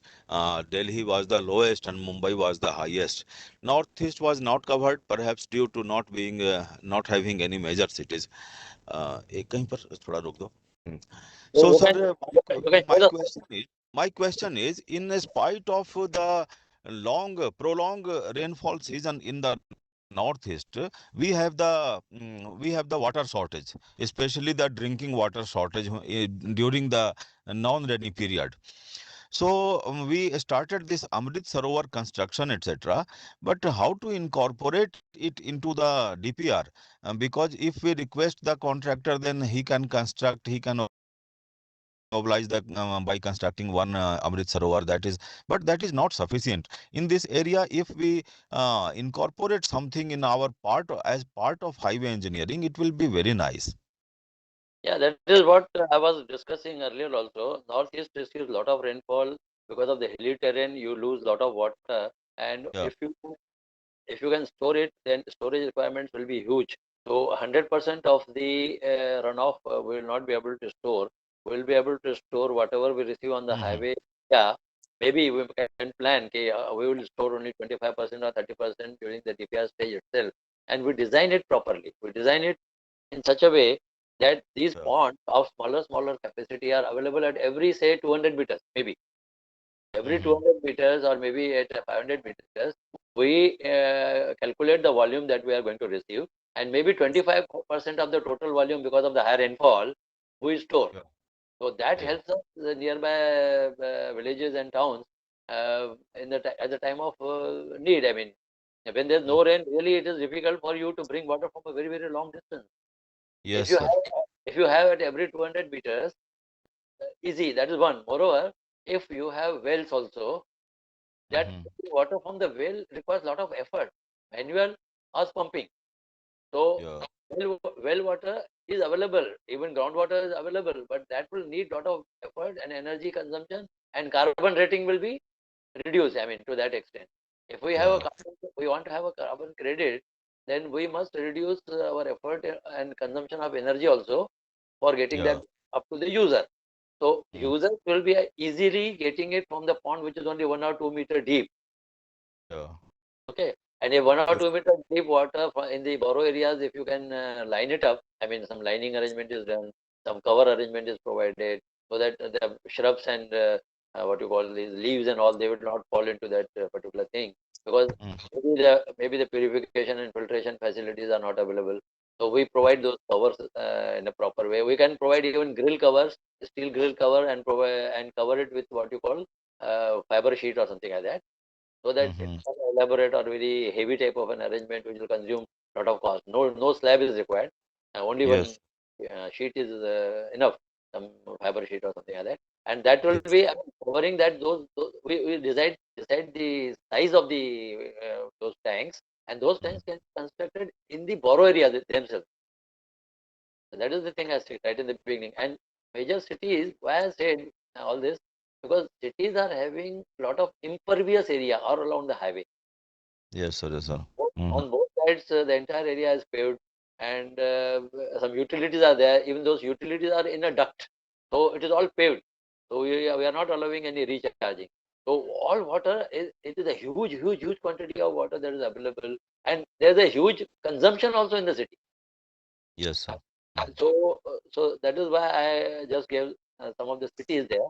But even towns and villages, they need water during non-rainy season, and this is a very important and easy way of storing water.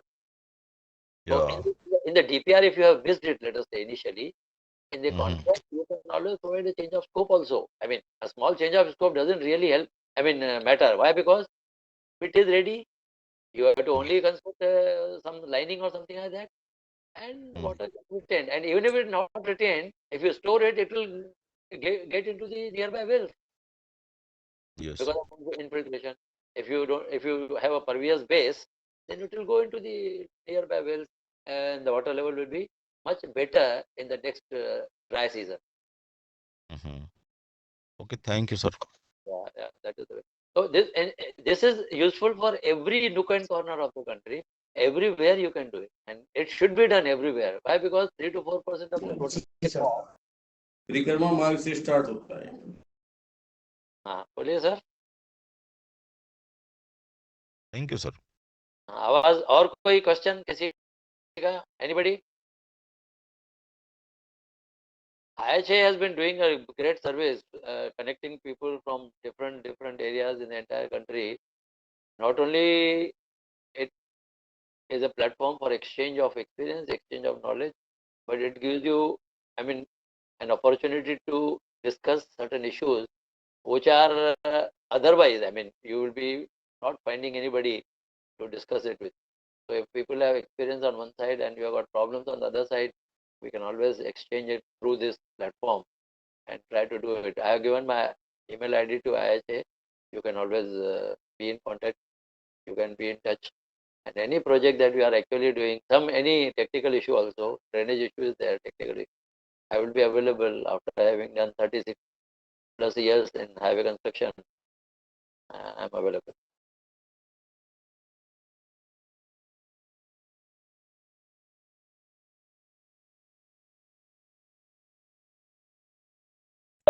इकरार साहब, अहमद साहब, क्या बोल रहे हैं? बोलिए.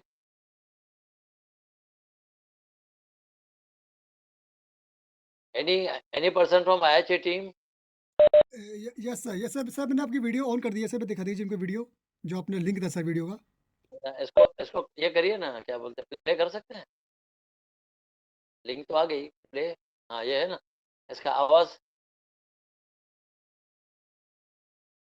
देखिए. आप ही प्रेजेंट कर रहे हो, ऐसा सोच के करिए. Yes sir.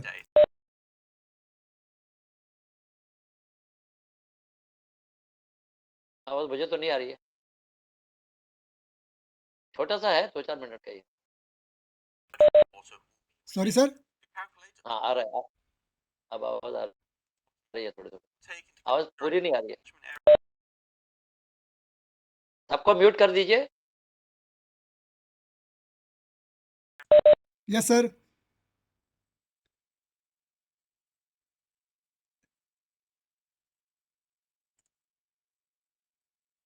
उसको रीस्टार्ट कर दीजिए शुरू। Okay sir.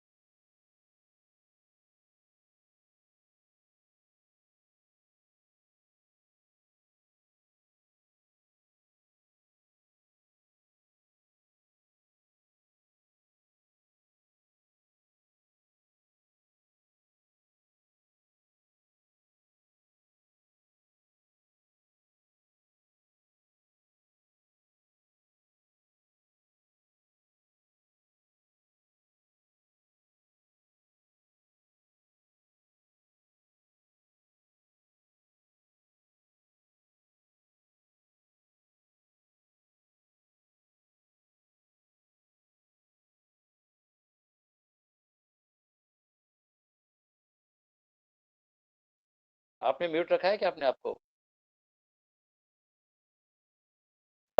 Yes sir. Mute रखा है अपने आप को, इसलिए आवाज नहीं आ रही है शायद। Okay okay. आप अपने को अनम्यूट करिए ना।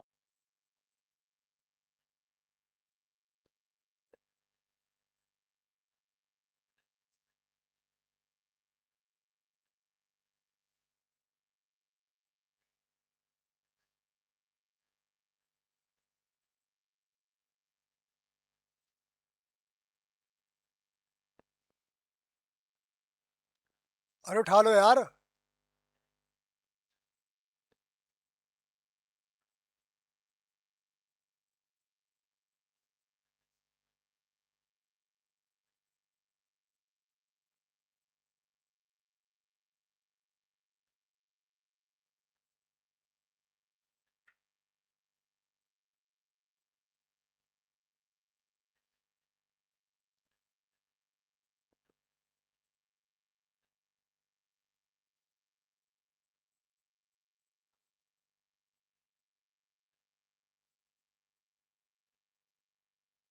चलिए ठीक है, ये लिंक शेयर कर लीजिए.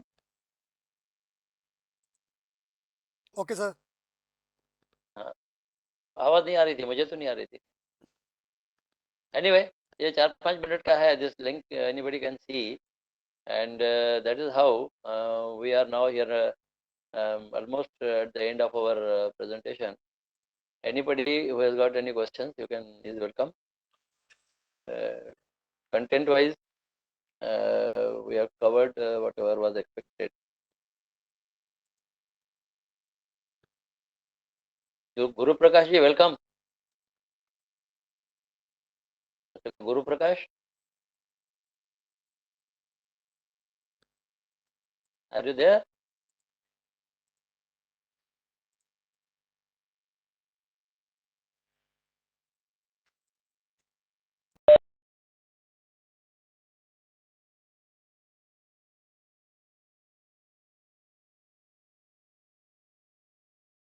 Any of the participants, number of participants are there? Any questions?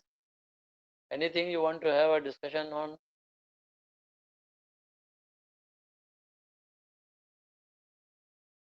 Sir no more question. जी साहब, अभी आप देखिए जो भी है, अगर बाद में भी कोई क्वेश्चन भेजते हैं तो मुझे आप फॉरवर्ड करिएगा. Yes sir. So that we can have an interaction. Okay. Yes sir.